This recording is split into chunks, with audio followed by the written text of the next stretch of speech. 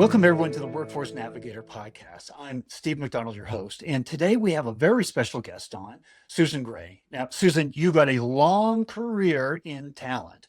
You've had your own recruitment companies, you run global talent at companies today. What we're going to be talking about is something that's really passionate for you. It's strategic talent. How do we look below the surface? How do we find the time and the passion to dig deep and really create meaningful connections that mean we bring in and we create their teams that grow our businesses and we make that end-to-end connection? How do we think about it? How do we do that?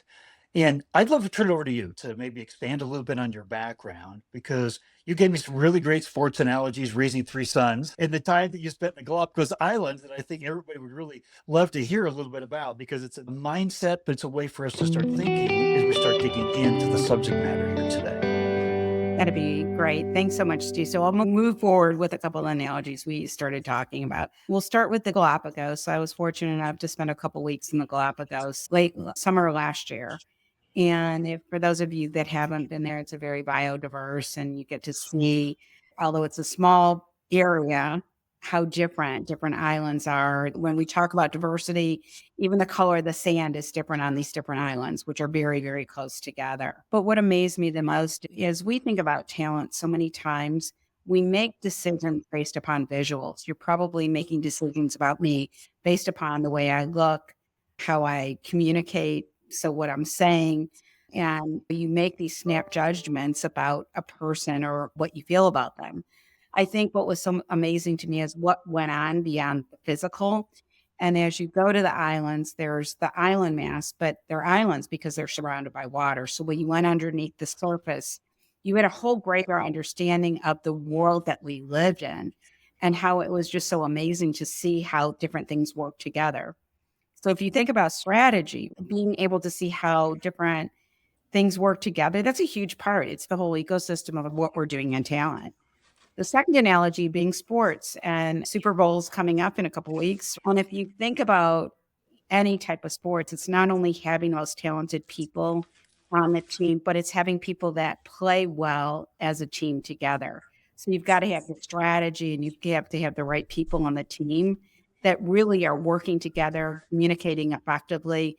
And you have to be prepared for the unknown, because great analogy of football, there's always somebody getting hurt. You have to know who's on your injured reserve, because you're always losing people from a workforce standpoint. Who can you put in if the person you thought was going to do a job can't? And what are those skill sets you need to work on the team to drive performance? I love that. I think you just gave a mini version of our whole entire podcast, which is fantastic. What I want to do is I want to start out, and there's another dynamic to this about building and thinking about strategic talent and building the organization for success, creating stronger relationships between HR, between talent, between the leadership of the company. Tell me a little bit about that and what you're thinking. I think we're fortunate that we live in the world we live in, because technology is now enabling us to utilize automation and ways to communicate from a team space that we never could. And to ensure that we're providing people not only what our words are saying, but the documentation so they can read it and communicate in the way that they communicate. So, what I found, it's really important to be meeting with your business leaders and understand the business direction and what part talent plays in it, but also your business partners and your people and culture partners, to ensure you're aligned and ensure your goals and your alignment in terms of what you're working on are looking at things the same way. So perfect timing. I just got off a prioritization with my program manager globally. And I think one of our biggest challenges in talent is we have a million things to get done. What are our priorities and what's critical to get done versus what's not? But what we've started to do is utilize a team space, get all those action items down, and then prioritize them and say, what sprint versus what's going to take longer, what's critical versus what's not, and what is that standard work to ensure that no matter where you step in, you have a similar experience. It's like going in, like a Westin, they always have that same scent. When you walk in, you want to ensure your experience from a talent organization, acquisition organization is the same no matter where you step in globally. There's that familiarity and you know what to do at each step in the process.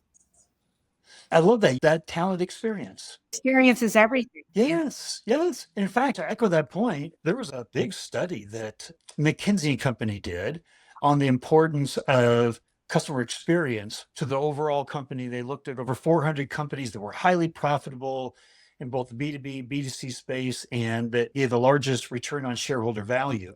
And what they found is the biggest differentiator for those companies was CX, was customer experience. So that starts at the beginning because we know a great customer experience is tied to great employee experience and how engaged they are, which starts with the very beginning, with the talent acquisition, the very first time that they touch the company. And they're interviewing you as much as you're interviewing them. And are you a company that they want to be a part of? So I love that you talked about digging deep and strategic, thinking about what is that acquisition experience like? And how is it consistent? How are we controlling that? What's the story about? Tell me how that comes to life. Tell me like why you brought that up, why that's so important. It's a great question. I got out of a call right now. So we rolled everything globally. And you think about it, most organizations today, you have hiring managers and they may have team members that are around the globe. So they want to know, do you know what I mean? Like, what do I need to do and what is the timing and who do I need to work with? What can I expect? So I think a lot of it stems from really making sure we have a process map. We're continually working on it to ensure it's efficient, effective. We're hiring in a timely basis and people know what to expect. I find people, if you think about any West, it's like the weather here in Houston snowed for the first, like it never snowed. It's like people want to know what to expect. So if they know what to expect and they know what their role is, you're going to have a much stronger performance because you'll get what you need, they'll get what they need, and you can drive it forward. I want to have enough time to get to all the levels of strategic talent. And so I'm going to move to another level here, and that's you talk about tools. You talk about market data. What is this? How does this play a role in what you're doing in talent acquisition, in strategic talent? Great question. I think there's a few different things. I'm a firm believer in this world. It's just like, I'm going to use an analogy. If you look and you're playing a team, you're looking at their tapes. So you've got to know who your key competitors are. You've got to know how you're performing against them from an analytics standpoint. If you're doing X on LinkedIn, what are they doing? Are you at par? Are you different? Where are your differentiators? You've got to go in and look at their career pages, how they're posting, like what makes you different and why somebody would join. So that's one level, is that competitive analysis and those vectors of differentiation, if you will. A second is we utilize, doing a plug for them, but LinkedIn Talent Insights, to really go in. And many times you'll have a hiring manager and they'll go and they're building something. And I think they're commonly called a purple squirrel or a flying unicorn, but the person doesn't really exist. And I find having market data to support based upon what you said, there's only one person in all of LinkedIn for this, or this is the demand. So if we take away this or we use this job title, so it really is that bargaining. I know you said all this. Do you really need all this training? Like, can you develop on? But it's starting with the market dynamic. I think that's important. Other place we use market dynamics and such is I utilize Gartner to really say, okay, who's doing what from a best practice standpoint? What are the things rolling out? Yeah, I think as talent leaders, we have to constantly be talking to our peers and see who's doing what from an AI perspective. What are those automation features coming into the future? So you have all that data as well. And then you've got to be looking at your own metrics. So what did I do last year? What am I doing this year? How am I trending? This worked last year. Is it working this year? Because the good thing about technology is we can look at numbers more and more to track what is effective and what's not, and get out of saying, I'm going to do it this way because I've always done it this way. You started answering that question. I thought you were a chief marketing officer for a moment. You started talking about competitive advantages and looking at the competition and points of differentiation, and so important. We all have to know our audience. We have to know our competition, who we're up against. And so what you talked about is we need to be constant students in what we're doing here. But at the same time, what I took away from what you're saying is you're constantly working with hiring managers globally and resetting expectations, defining the roles with them based on reality, based on what's out there, based on what their desire is, what they need for their high performance team members. But you are a consultant to them, is what I took away from that and getting to that point. Exactly. I mean, a lot of it is asking my team members to be that person. I love the word why, but it really is understanding, why do you need this? Why is this a good opportunity? Why would somebody want to do this? What can they accomplish? It's like having that who, what, why, when, where. But you need to be effective in terms of having your questions up front and knowing your job is to ask the questions. You may not have the answers, but don't assume you have the answers if you haven't asked the questions. So, in all of that fact finding, the collaboration, and the why, the asking the questions and everything, that leads to what you had talked about is the importance of storytelling and talent acquisition. Tell us what you mean by that. Thank you for asking that question. So if I come from a storytelling, joke telling family from way back, and I remember it's such a lost art, if you will, but the importance of personalizing the story so you can have numbers out there, you can have metrics out there, but people relate to people. People relate to actual things that happen. So when you're recruiting, you need to be able to help people understand, give them an example. Like if I'm talking about my CEO who's amazing, but I think you need to give examples of things that have happened that share what you're trying to share. So I'll give you an example. This morning, we have on a monthly basis something, which are like our employee resource group meetings. And we recently rolled out a wellness group to talk about life balance. So to be able to get through the communication, it's having people give examples. How do you balance your life? So one person, it's meditation, another maybe working out, another, they got a puppy, so they need to take the puppy for walks. And I think what you find so many times, it's those experiences and being able to tell the story and personalizing it that makes you become more relatable. Absolutely. Absolutely. And here's another dynamic on that. We actually remember things 22 times better if it's told to us in the form of a story. When you're consulting with your hiring managers, you're telling a story about what's it like, what's the culture like to work here in the environment, the team. You're going to tell a story. You're going to tell a story that's going to be very meaningful. Being a good storyteller and being able to communicate in that way is so important. And I'm glad in our previous conversation, you brought it up as a big priority. So I wanted to make sure I gave you a chance to talk about that. But how does that play into telling stories internally, like the role of communication and collaboration inside the company itself? That's a great question. I think all the things we've already talked about, I think it's knowing your numbers and being able to provide examples. I'm a big analogy person. So, as you've probably been able to tell, a lot of times I'm drawing things from this is an example of something that's happened, but it's being able to relate to the person. And anytime you have metrics to back up or numbers to back up what you're recommending, it helps you all the more to get to that next step. Makes good sense. I want to now ask you something that I think might be one of the more important questions that we talk about on the podcast is that we know about the importance of culture. We talked briefly about it earlier here.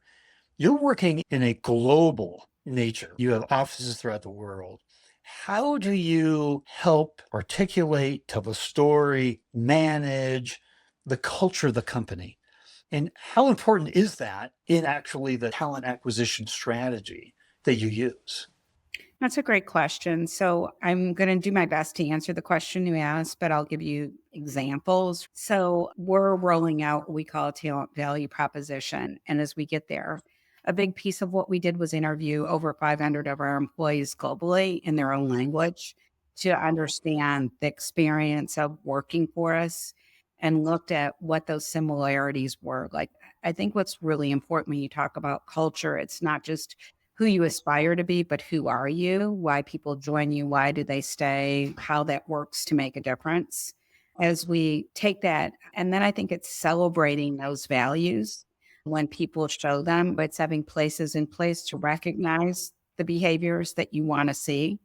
I think there's another aspect. It's being able to tell the story externally. So a big once we finalize what our Nutella value proposition is, or our first one as a company, it'll be we're looking at updates to our career page. What are those images? What shows this is what it's like to work here. We're looking at updating the communications that are automated that come out of our applicant tracking system because it all goes together. Your messaging has to all go together. We're looking at making sure as we send emails to candidates, all that information similar, and how we communicate on social media. How are we communicating who we are? So I think a lot of it is how you celebrate success. The other piece that I find so fun, and I'll give an example, is about a week ago, I learned that our India office was off and got to learn about a really cool holiday. And I don't have the name of the holiday, but it's so cool because it's every January. And I'd never heard of it. And I worked with India for years, but it's the end of the winter solstice and the beginning of the change in season. And they celebrate the end of the winter solstice in the sun. And as part of it, they celebrate by going out and flying kites because it gives you that good vitamin D. And I thought, oh my gosh, that's so cool. It's so important when you do work culturally across the globe is to have those holidays. We're putting together a whole holiday calendar, but understanding those customs and those rituals and the really cool things. Another one of my favorite holidays in India is Brother Sister Day. I have two brothers and an only sister, and they do all kinds of cool stuff for their sisters. So I, of course, thought that was really cool. But I think you've got to understand the different cultures, the different customs, the different holidays, and have that be a part of who you are and take the time to learn about them. It's just such a it's invigorating to learn about how people live across the world. It is. And to be able to share those stories and learn from those stories. And if you were to connect the dots specifically on the company culture and its impact on your ability to attract high performance candidates, how would you connect those dots? It's a great question. I mean, for me, and we're still finalizing ours, one of the things that stands out to me with our executive team is I'm fortunate to work at Vontier.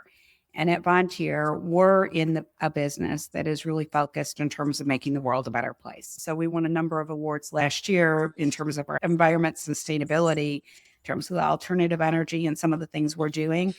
And knowing that is important to our chief executive team, our chief executive officer, our chief administrative officer, that whole team is focused on that. That's really a cool feeling to know you're working for a mission-based company that is really focused on saying, as a result of what we do, we're not only making profit, but did we do things so that my kids have a better world?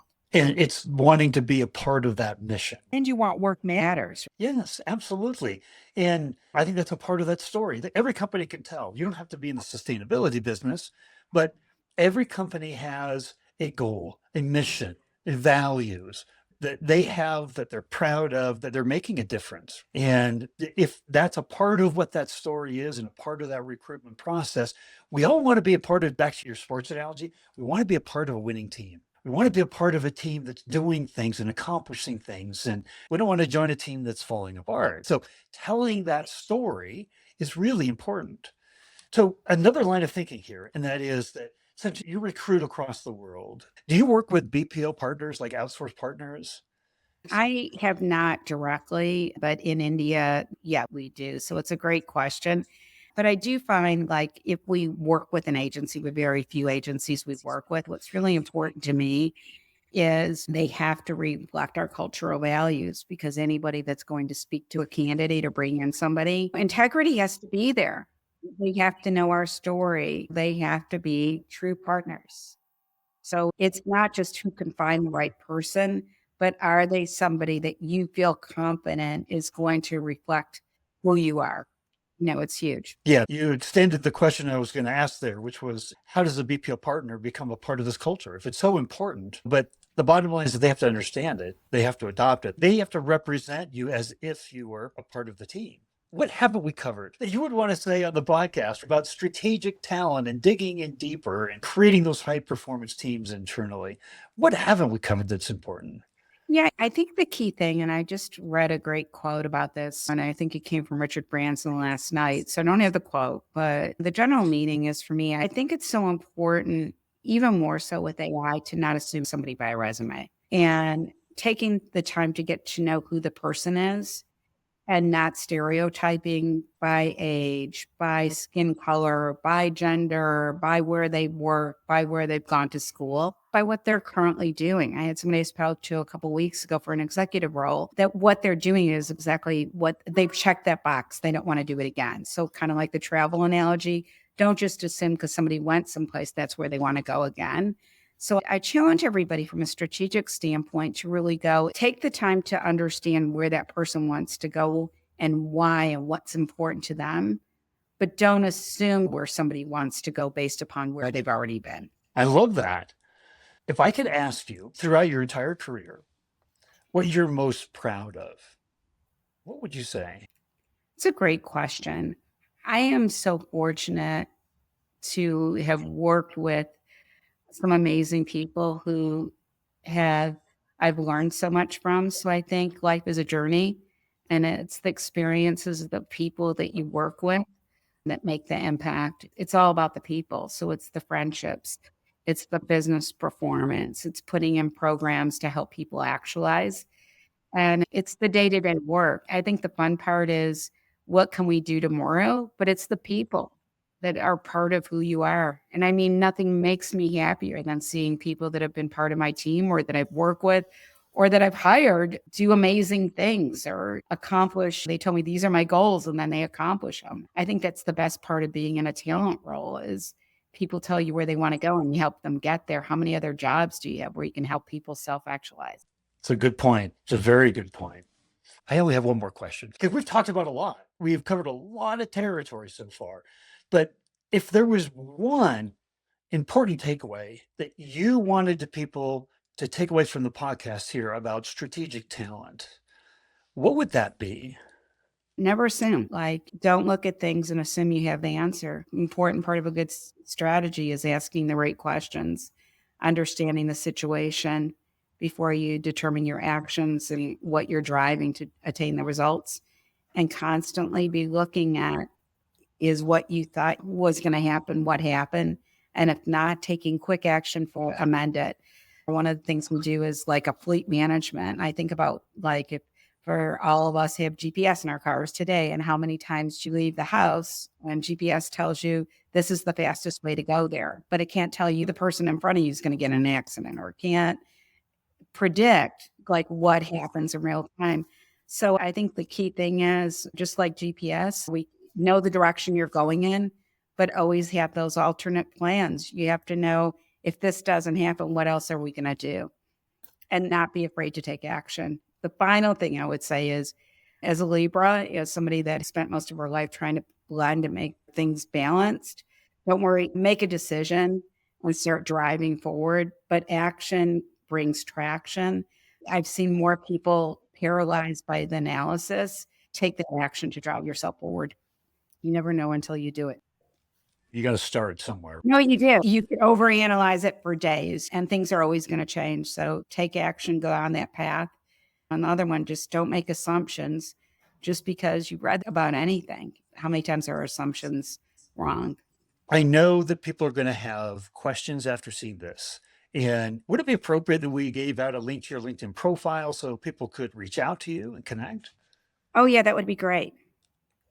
Well, fantastic. Susan, thank you so much for coming on and digging so deep into all the ways that you think about your role as a strategist in talent and how it fits into the business. I guess I have one last question because a lot of what you talked about you could take away and say, wow, I don't have time to do all that. I don't have time to dig into my competition. I don't have time to be reading up on the industry. I don't have time for this and that.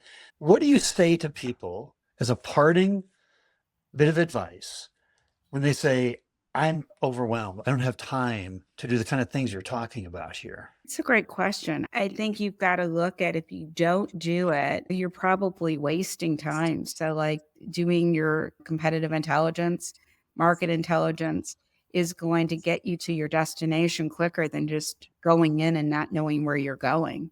So, even though you want to take action, if you're not prepared, it's going to take you 10 times longer to get to your destination. It's going to take you longer to get to the higher. So the more you understand what differentiates yourself, the more you understand your geographic locations, and why somebody would want to live there, cost of living. You're going to get to your destination faster. So do your homework up front because it's going to get you to where you want to go faster. It'll cut down your time to fill, get you better hires. So why would you not do the strategy up front? So glad to ask that question. Thank you. And just thank you for coming onto the podcast and sharing with us today. I really appreciate it. Thank you for inviting me. I appreciate it. Hope you have a wonderful rest of your day.